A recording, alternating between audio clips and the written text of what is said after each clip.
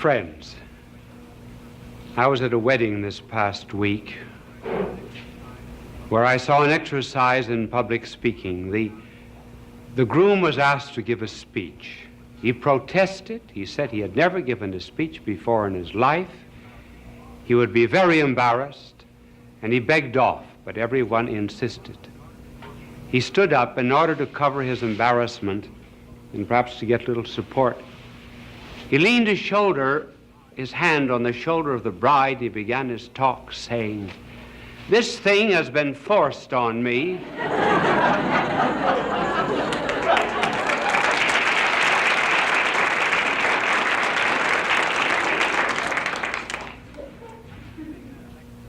I was giving a lecture not long ago in a hall, and I was heckled from the hall. Someone interrupted, it was not at all to the point of the lecture, and said, "How was Jonas in the belly of the whale for 3 days?" I said, "I really do not know. But I said, when I get to heaven, I will ask Jonas." He said, "Suppose Jonas isn't there." Well, I said, "Then you ask him."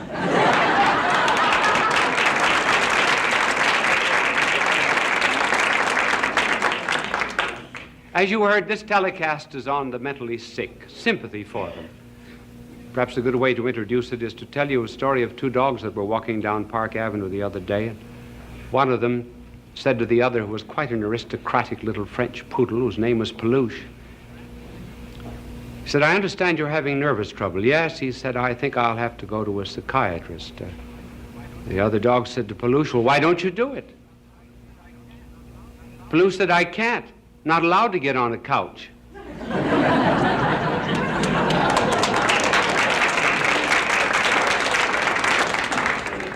Why is it that we have more mental disorders in the United States than there is in the Eastern world? 51% of the hospital beds of the United States are occupied by mental patients. A mental breakdown is almost peculiar to Western civilization. The reason is this: what keeps people normal is being under necessity. That is to say, having a destiny to work out, or the fulfillment of a quest of some kind. Now, the Eastern people are under a very elemental necessity. There are 2 kinds of necessities. One of them is physical. The Eastern people have to satisfy the elemental requirements of life, the 3 R's. In other words, they have to have a roof for their head, rags on their back, and rice for their stomachs. And as long as they are bound to strive to keep body and soul together, they keep normal. Our Western civilization is not under a physical necessity.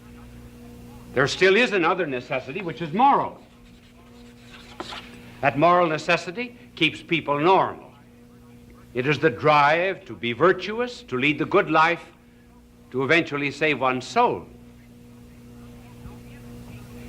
Now, if people do not have either a physical necessity or a moral necessity, they are apt to crack. That's one of the reasons why in our Western civilization we have not the problem of the 3 R's, we've got the ABCs: anxieties, boredom, and complexes. Now we might ask, what are, from a popular point of view, after all this is not a medical discourse, the principal kinds of mental disorders from which people can suffer? Well, they are 2 kinds, and we will describe them quickly and as briefly as possible. One of them is psychoses. The other, neuroses. One difference between the two is that this is organic. It is constitutional. It has something to do with blood and our whole physiological structure, though it could be induced also by some kind of shock. The other, the neuroses, is something that is acquired. It is not organic, it is a trait in personality. For example, someone who has a superiority complex, the desire to be above everyone else. We say this is organic. This is not to be helped so much by any kind of analysis. Some time ago, doctors made an experiment with rats who had been trained to go up certain strings and then to seek in apertures for food. The doctors took blood from a schizophrenic patient, a human being, and injected that blood into the rats. The rats, to a great extent, lost their training, which shows that the basis in some way is organic. That is one difference between the two. Another difference between the two has to do with reality. The psychotic patient is to a great extent outside reality. That is to say, he lives in a world of fantasy. Suppose he's a paranoic and believes that he's being persecuted. That's not a real world. No one is actually following him, though he believes it. The neurotic patient, on the contrary, is in a much more real world, but he has disturbed relations about that world. To explain it much more simply, a psychotic patient believes that 2 and 2 equals 5. Therefore, he's wholly out of contact with the real world, has a logic all of his own. That's one of the reasons why it's rather difficult to use argumentation and reasoning with psychotic patients.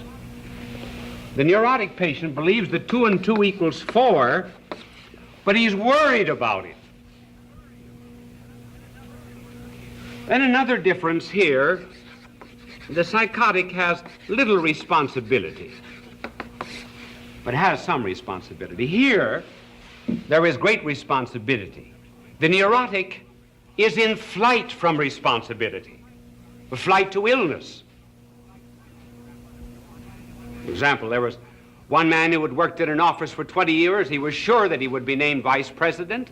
He felt that he should have been named one of the 76 vice presidents, but he was not. A younger man was named ahead of him.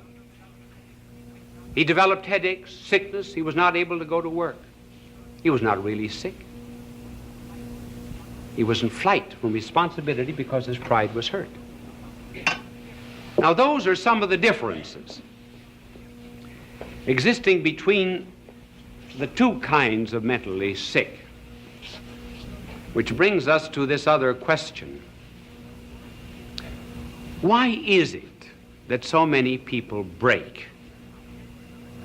Now, here we're not so much concerned with the psychotic as with the neurotic, though the explanation will, to some extent, hold. The best explanation that there is that which is given by Dr. Viktor Frankl of Vienna. Now, he uses a very long term to describe it. Doctors must do that, you know. They're like philosophers and theologians. Sometimes big words carry the burden of those who are too lazy to think for themselves. And the test of understanding anything is always to be able to explain it. I can remember once when I was in class in philosophy, the teacher said to me, "Explain time. Give a definition of it." I said, "I know what it is, but I can't tell you." He said, "You do not know what it is. If you knew what it was, you could tell me." So now I wonder if I can explain Dr. Frankl's term for many, which he gives as the explanation of many neurotic cases. He calls it existential neurosis.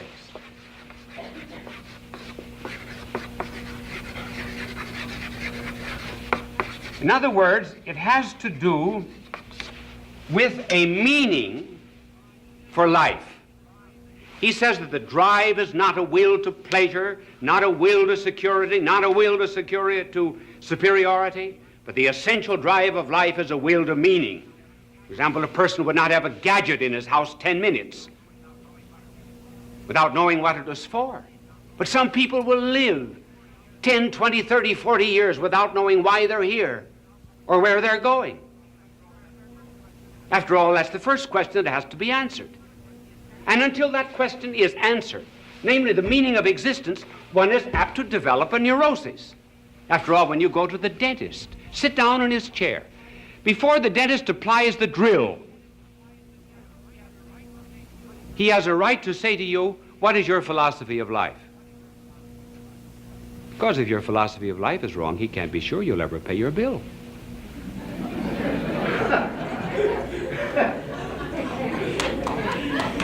There must be some dentists in the audience.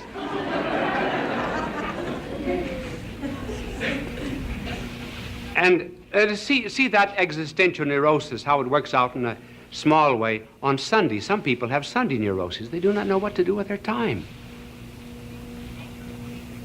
Leisure is one of the big problems of Western civilization. We work only 38, 40 hours a week, and there are 168 hours in the week. What purpose is life the rest of the time? One of the reasons for juvenile delinquency, and we should call them not juvenile delinquents, but lawbreakers or hoodettes, little hoodlums.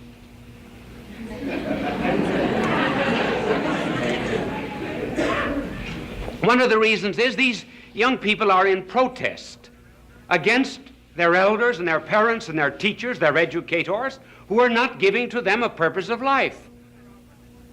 So they're out to destroy. They can see no goal or purpose in anything.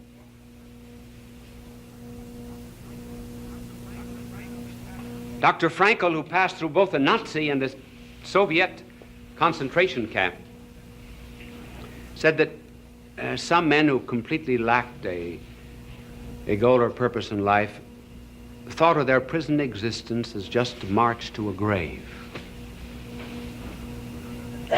Then there were others, he said, as soon as a purpose came into life, they got strength.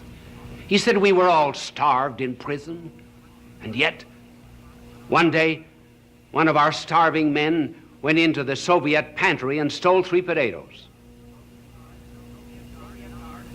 The Soviet guard announced to us that we would be starved until the guilty person appeared with the 3 potatoes. There were 2,500 prisoners. Suddenly they had something to live for, to assert their superiority over the Soviet system. And for 48 hours, not one of them, even though they had nothing to eat, would give way the one who stole the 3 potatoes.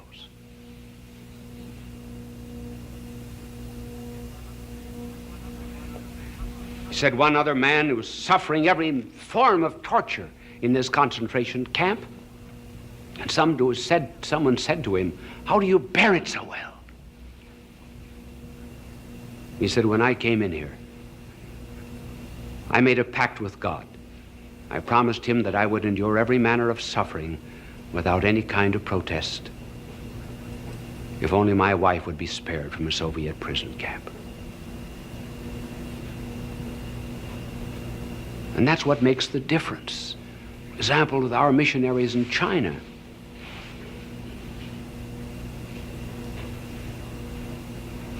As long as they can see beyond the suffering, it becomes bearable and endurable.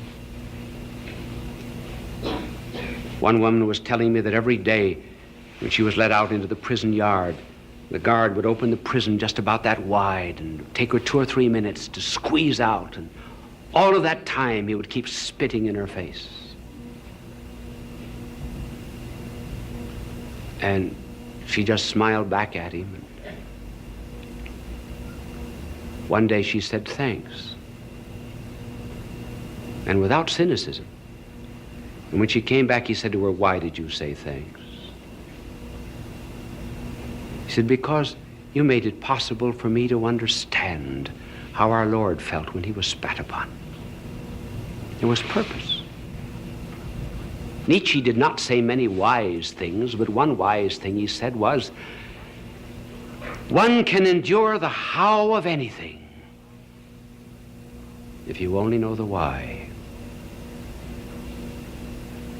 And Dostoevsky, who suffered so much in a Siberian prison at the close of the last century, said, "I pray to God that I may be worthy of my sufferings."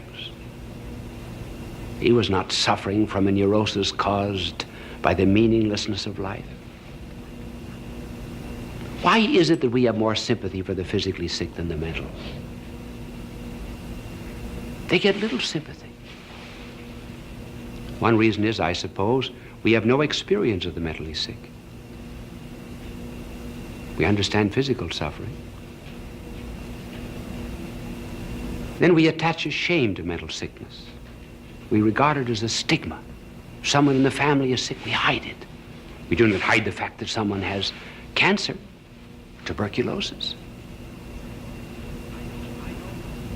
I know of no spiritual book that has been written just for the mentally sick, for the psychotic and the neurotic. Now here's the point that I want to make. Whenever people suffer and we bring them consolation, we always tell them about our Lord on the cross. You see, our blessed Lord took upon himself all the sufferings of the world. First of all, because they were the effects of sin. And also, so that we could never say, God does not know what it is to suffer. And also, that later on, when he had triumphed over his sufferings, that we might see in others his agony all over again and be sympathetic to them. But when we talk to the sick, it's almost always to the physically sick, hardly ever to the mentally sick. Are they deserving of sympathy? I believe, really and truly, that our Lord suffered on the cross for the physically sick, and in the Garden of Gethsemane for the mentally sick.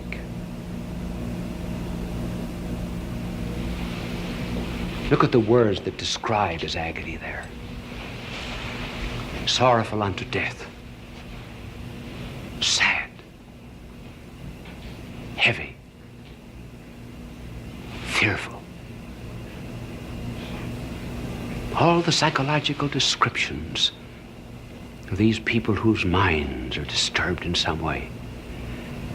And then he suffered the loneliness that they have, their isolation from society.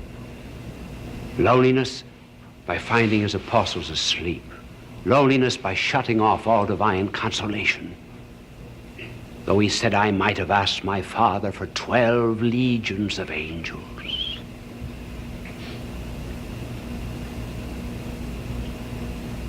But more than that, he entered into their agony. It was mental agony he suffered for them.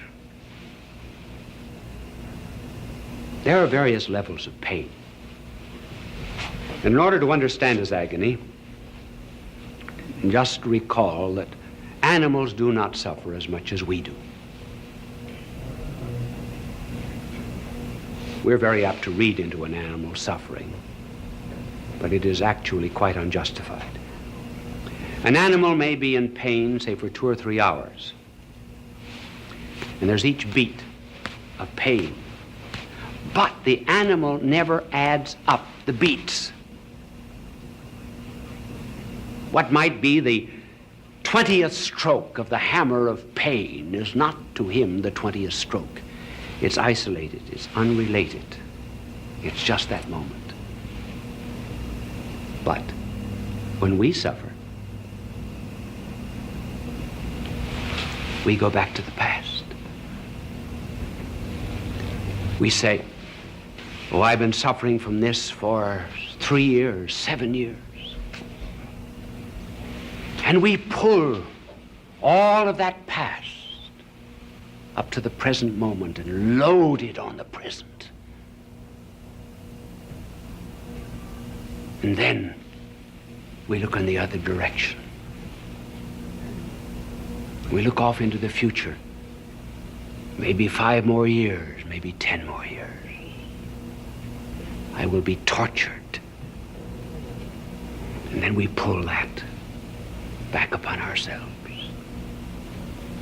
And the present moment has within itself the addition of all that has been and all that we can imagine it will be. That is why we try to distract the sick, to break up that continuity. Now, in the case of the agony in the garden, our blessed Lord was suffering not physically. He was suffering spiritually and mortally. What physical pain is to you and me, that moral evil is to him. Rather difficult for us to understand that, but it is true that only the innocent understand what guilt really is. So he begins to take upon himself all of the guilt of the world, all of that guilt that produced in some way, however indirectly, all the psychotic patients of the world. And all of the denial of guilt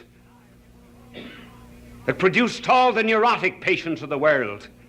And that is principally what neurosis is, the denial of the responsibility of their own guilt. And he took all of that upon himself as if it were his own. And the very thought of it, denying himself all divine encouragement, was so great that it drew from out of his body blood that fell as beads forming a rosary on the olive roots, a blood-red rosary of redemption. So that from that moment to this, the mentally sick could never say he does not know what it is to be sad and sorrowful unto death. And also, in order that we might see in all of the mentally sick of the world the continuation of the agony in the garden. Maybe from now on we'll have more sympathy for the mentally sick. Bishop Sheen will return in just a moment.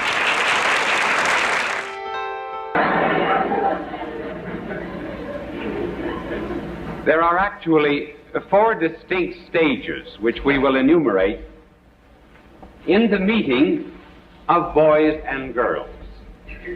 The last stage of all is courtship. The first of these stages is what might be called a togetherness of boys and girls. And the second stage is separation. The third stage, I give this rather peculiar name, is to confuse you and make you think that I'm very learned about this problem, is crystallization. And fourth is courtship.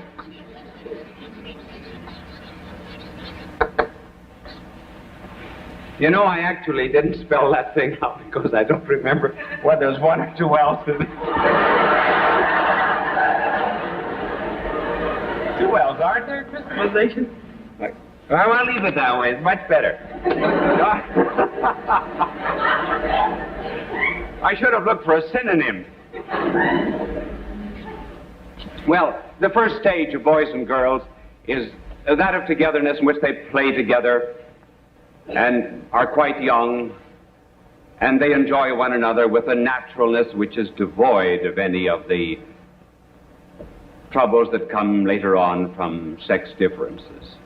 We need not emphasize this particular stage here. There's the same naturalness there that there is in the 2 children at the seashore who were the victims of divorced parents, and one said to the other, "How do you like your daddy?" The other said, "Fine." The first one said, "So did we. We had him last year."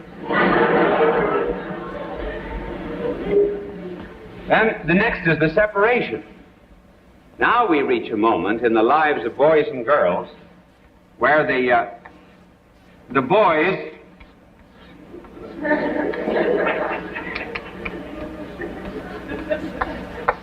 separate from the girls.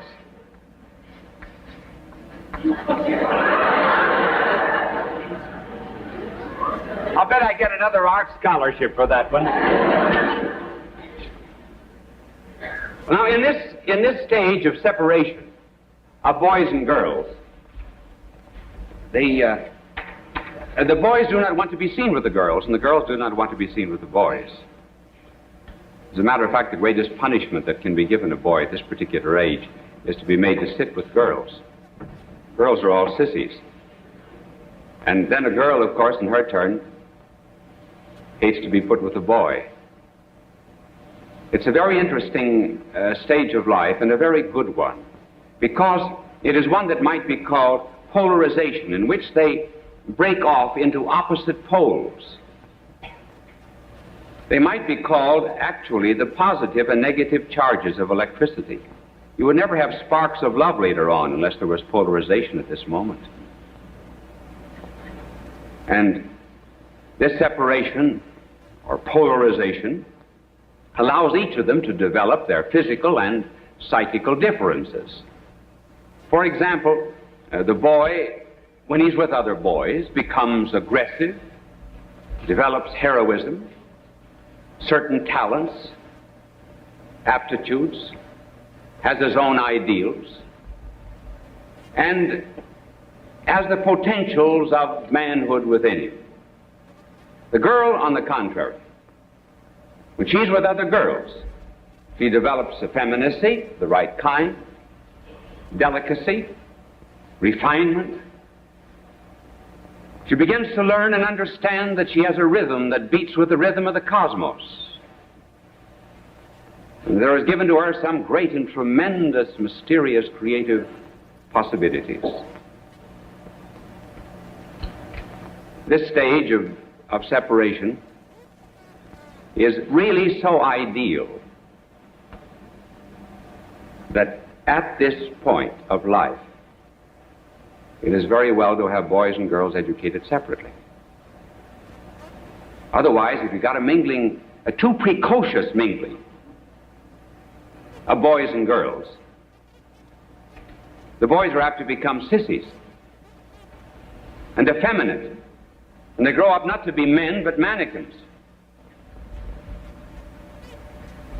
And the women in their turn, the girls in their turn, if they're too much mixed up with boys at this early age, they become boyish, impudent, rough, wear overalls.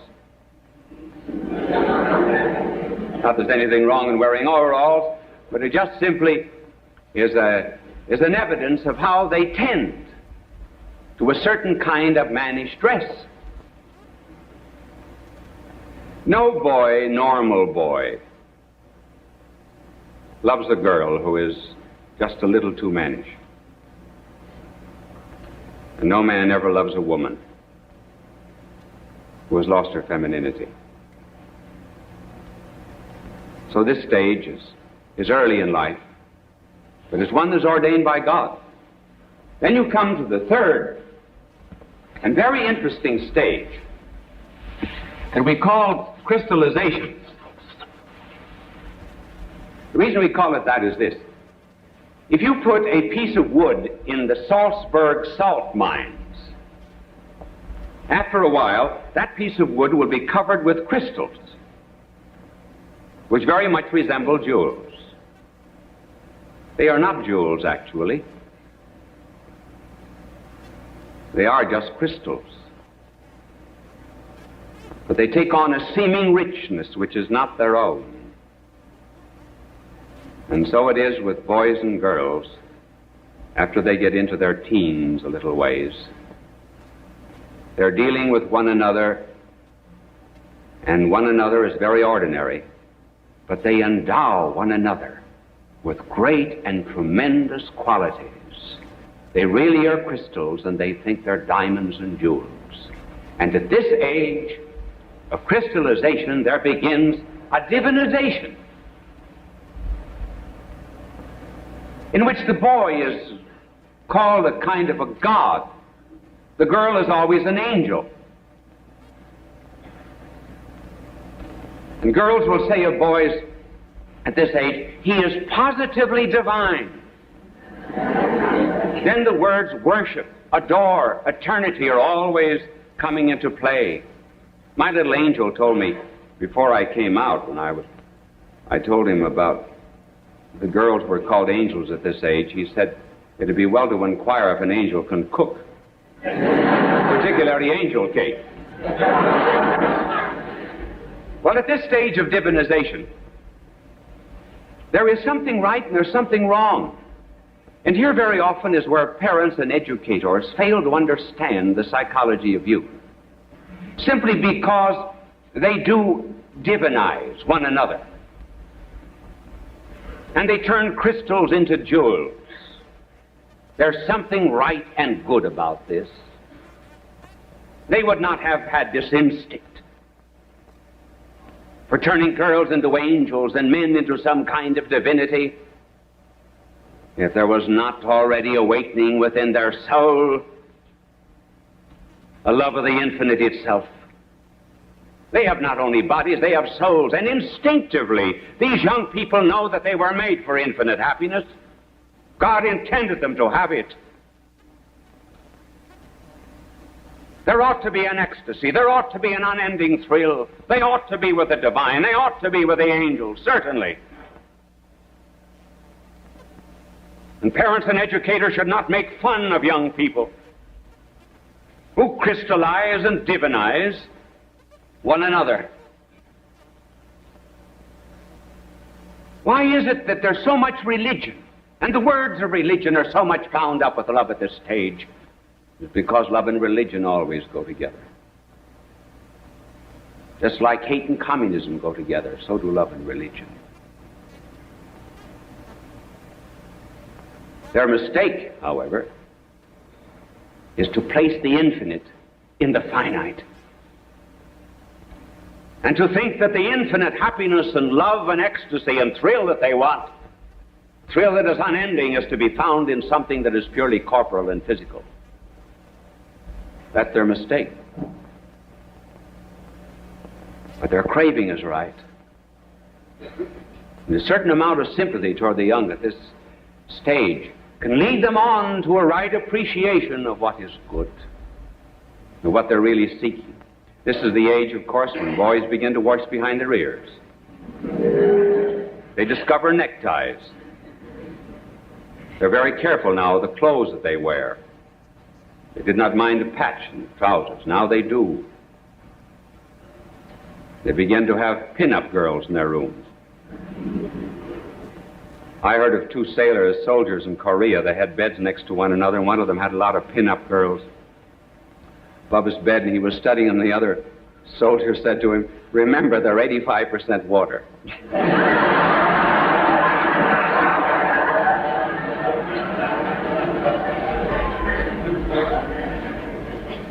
And then the girls at this stage discover lipstick, high heels, and perfume. I know of one girl who was being crystallized at this particular age of life, who believed the perfume advertisements. Remember the cartoon that appeared years ago? Someone went into a perfume counter and said, "Haven't you anything for beginners?" Well, this girl went in, and she wanted some perfume, because she was an angel, and the clerk said, "Well, here we have a perfume, $35. It's called Perhaps." She said, "For that price, it ought to be called Sure."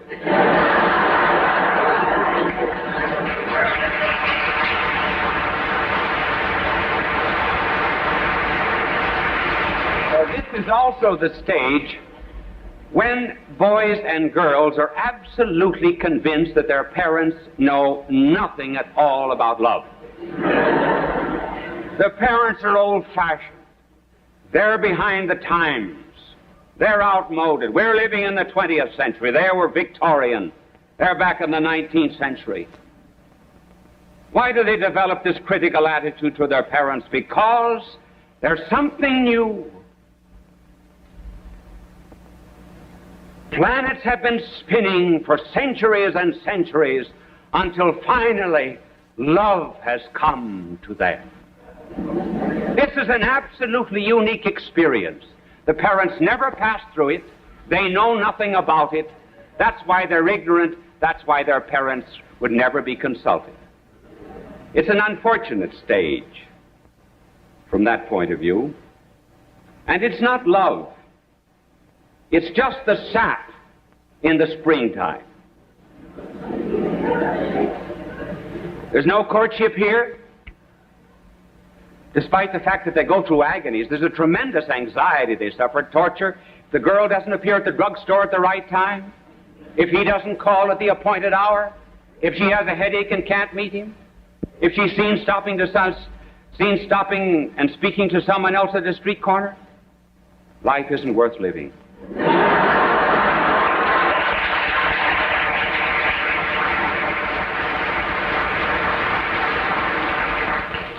This has rightly been called puppy love.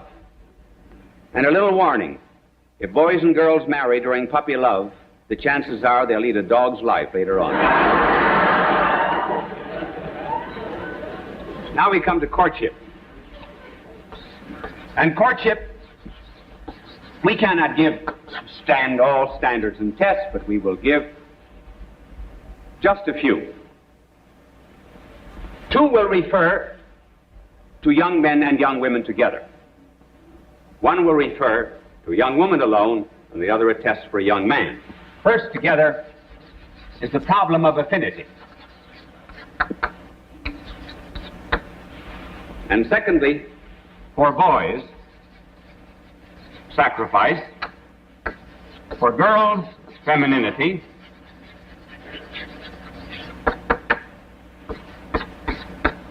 And fourth, the ability to pray together. Now, first, affinity. Is there an affinity between a young couple who are beginning to fall in love with one another? I'm not speaking of physical affinity. That has been treated elsewhere and in a very copious fashion. But it is well to remember that beauty in a man, in a woman, and strength in a man do not long endure. They are given to young people only to serve as purposes of allurement. And they pass away later on in life. Yes, he is a strong man when he makes an end run on a Saturday football team, but ask him later on to take down the screens.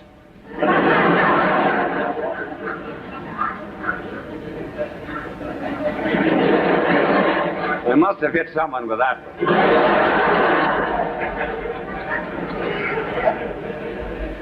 So there must be some other affinity besides the physical, namely an interest one in the other. They need not be intellectual, they need not be college graduates, but they must have one mind and one heart. If, for example, the husband is a salesman, he comes home at night and says, "Listen, dear, wonderful, wonderful thing happened. I sold 1,000 refrigerators today." And she says, "How do you want your eggs?" Now, that's one of affinity. A musician, for example, should never marry a woman who's tone deaf. But above and beyond all that, married life is very much like a game of tennis. There's a give and take. And there should be an abundance of that. And the real test, as they come closer to one another, is to ask if they can share not only the joys of life, but also the frustrations. A symphony is made up of a treble and bass.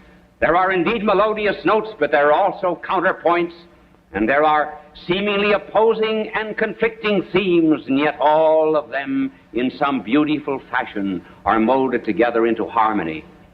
So too, if there's true affinity, the crosses and trials of life will be understood by both, as well as the joys. That is the first condition. Then a test for the young man. Is he an egotist? Is he selfish? Or does he know how to make sacrifices? And as regards sacrifices, remember, sacrifices are born of love. That's the reason he gives a ring of gold instead of tin. Because it costs something. If he's egotistic before marriage, he'll be egotistic afterwards, more so. If he sends you 100 flowers before marriage, you'll get 10 afterwards. If he has 4 roses before marriage, he'll have 40 roses afterwards.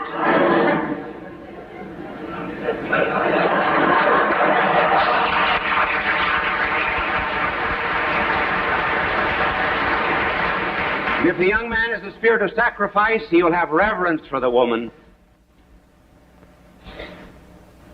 Reverence for the mystery of femininity, knowing that she is not a bargain counter where a motley crowd can purchase. Find indeed the young man who can treasure for days and for weeks and for years the gift of a rose or the touch of a hand of a friend.